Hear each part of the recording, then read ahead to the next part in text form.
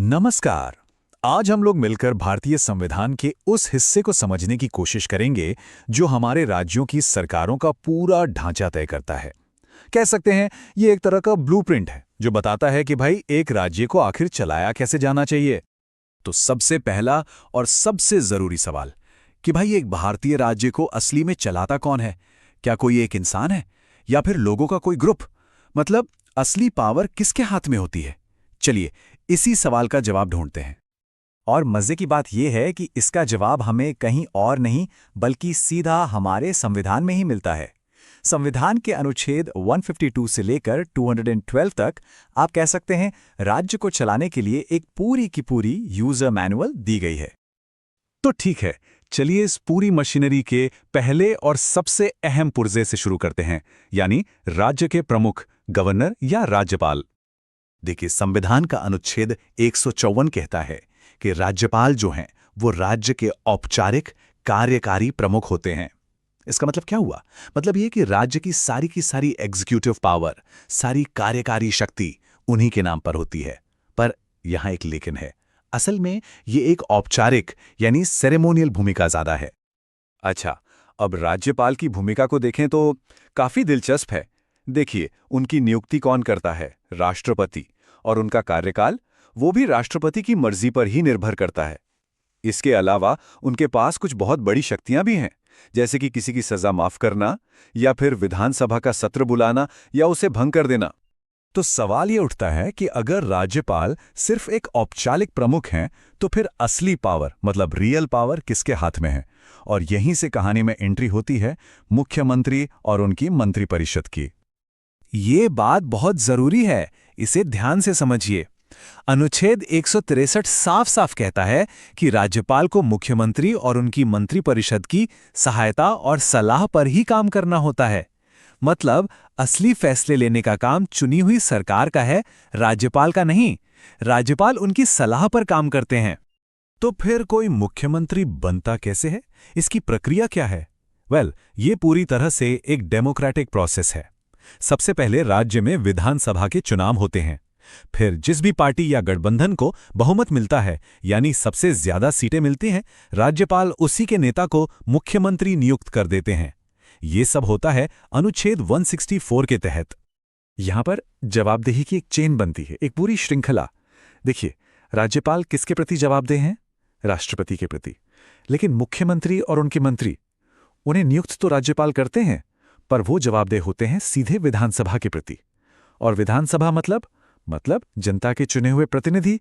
तो असल जवाबदेही जनता के प्रति है। और हाँ, मुख्यमंत्री और राज्यपाल के बीच एक मजबूत वर्किंग रिलेशनशिप होना भी जरूरी है। संविधान का अनुच्छेद 167 कहता है कि ये मुख्यमंत्री का कर्तव्य है कि वो सरकार के सभी फैसलों की जानकारी राज्यपाल को देते रहें। इससे क्या होता है? इससे पारदर्शिता बनी रहती है और दोनों के बीच तालमेल भी बना रहता है।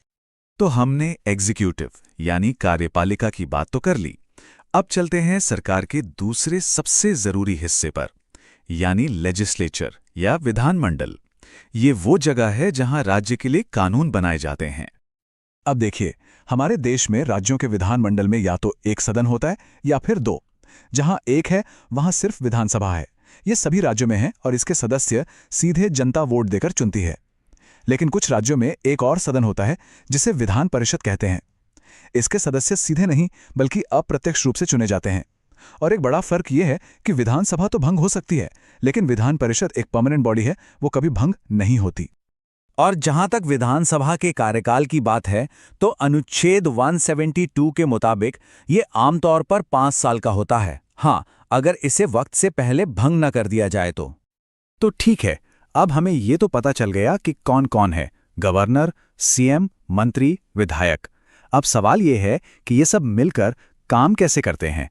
मतलब कानून और बजट बनाने की प्रक्रिया आखिर चलती कैसे है? किसी भी बिल को कानून बनाने का सफर काफी दिलचस्प है। सबसे पहले एक बिल विधानमंडल में पेश किया जाता है। जब वो वहां से पास हो जाता है तो उसे भेजा जाता है राज्यपाल के पास उनकी मंजूरी के लिए।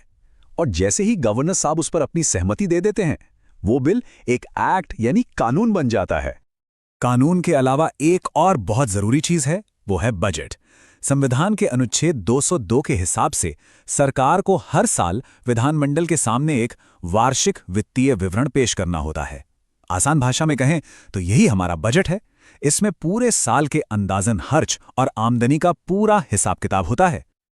अच्छा, इस पूरे सिस्टम को ठीक से चलाने के लिए कुछ नियम कानून भी बनाए गए हैं, जैसे कि अगर कोई सदस्य अयोग्य हो जाता है तो उस पर फैसला कौन लेगा? राज्यपाल। और एक बहुत ही दिलचस्प बात, अनुच्छेद 212 ये कहता है कि कोर्ट विधानमंडल के अंदर की कार्यवाही पर सवाल नहीं उठा सकती। इससे सदन की अपनी एक आज़ादी बनी रहती है। तो कुल मिलाकर देखें तो हमारे संविधान ने एक बहुत ही शानदार सिस्टम बनाया है। एक तरफ है कार्यपालिका जो कानून लागू करती है और दूसरी तरफ है विधायिका जो कानून बनाती है। और इन दोनों के बीच चेक्स एंड बैलेंसेस यानी नियंत्रण और संतुलन की एक बहुत सोची समझी व्यवस्था है, ताकि कोई भी एक हिस्सा जरूरत से ज्यादा ताकतवर ना हो जाए। और अब आखिर में एक सवाल छोड़ जाते हैं जिस पर सोचना जरूरी है।